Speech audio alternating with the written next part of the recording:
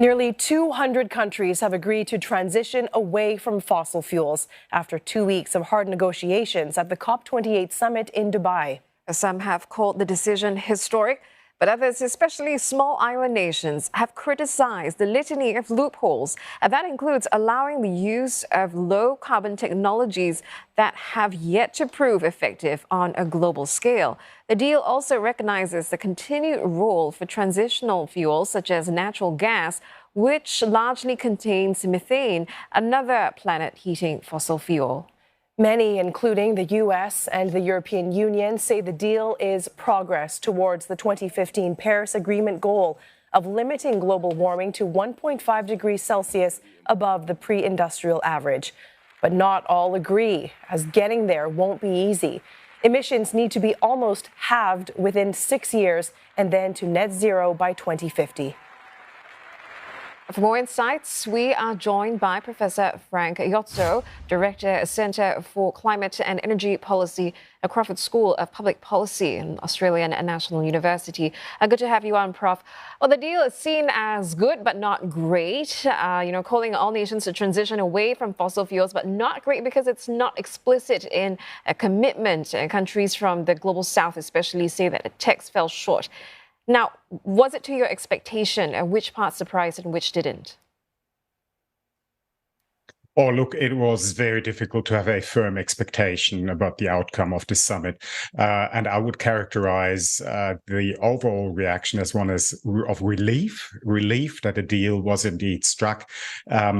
On significant wording regarding that very, very vexed issue of fossil fuels and their future role and the shift away from fossil fuels. Expectations were, of course, very high about the middle of the summit when the words fossil fuel phase out actually made it into a draft decision text, which ultimately, of course, was not acceptable to many of the parties. Mm-hmm. Professor, this deal, it involves a transition away from fossil fuels in a, quote, just, orderly, and equitable manner. Can you explain to us, what does that look like for major oil-producing nations? What role will they play in a net zero world?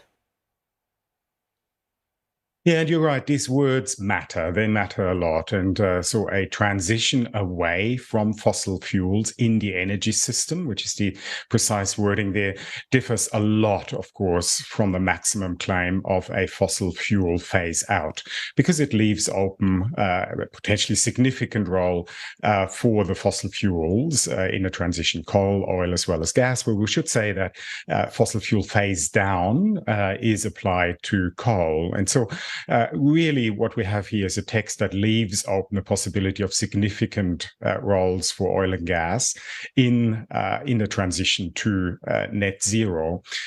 So this text is open to interpretation. The emphasis on national circumstances and on equity, of course, leaves it open to each individual nation, to each individual government to determine to what extent they will keep relying on fossil fuels in that transition. Nevertheless, in my view, it is substantial progress to have in a UN decision acknowledged that there will need to be a transition away from all fossil fuels, not just from coal. There are, of course, a number of specific issues to consider as to where there's an important and unavoidable continued use for some fossil fuels, at least in as part of a longer-term transition, and where there are ready alternatives to displace oil and gas, as well as, of course, coal. Well, Prof, the Loss and Damage Fund, there's criticisms that it did not provide figures on what will be provided and when. Essentially, it's all talk. And what does this mean for smaller nations who bear the brunt of these climate change effects? Is there any recourse for them or any way for them to appeal against this deal?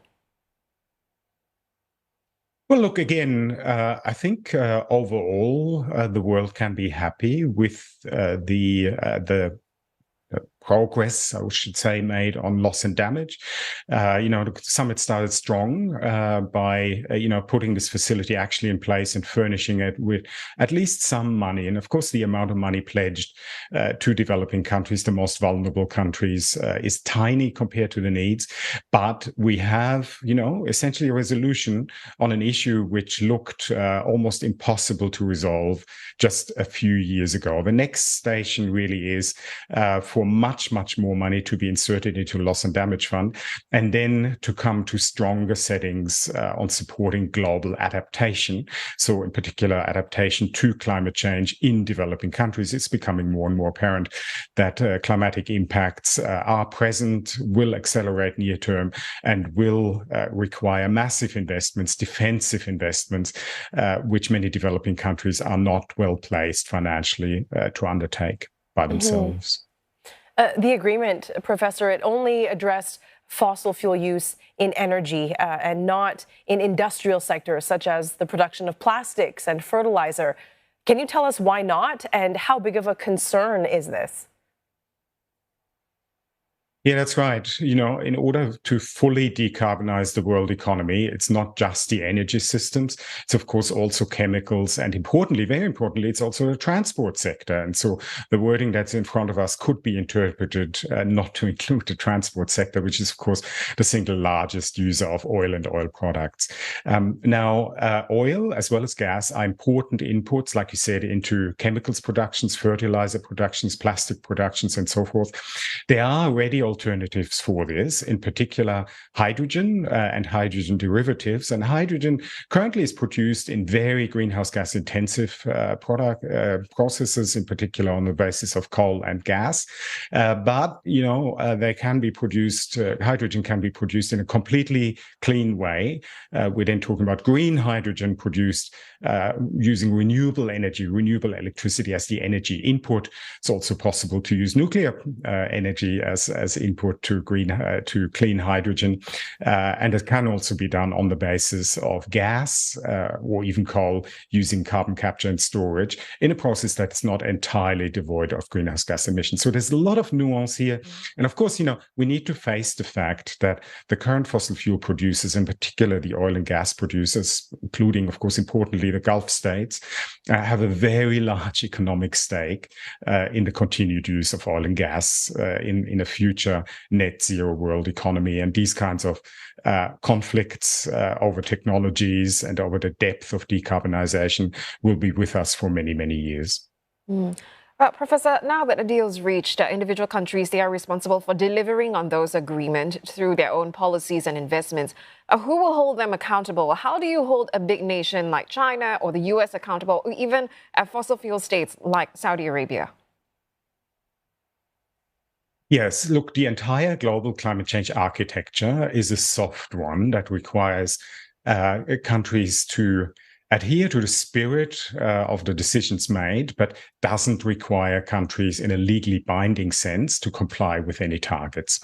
And so you see that reflected. If you read the text attentively, you will see that, the decision calls on countries to contribute to the shift away from fossil fuels in the context of national circumstances, et cetera, et cetera. And so really, this is a soft compliance framework. And it is the spirit here is to make commitments, then to, check back as to what extent countries have actually taken actions to move the needle in that direction, and then to apply soft pressure on those that haven't.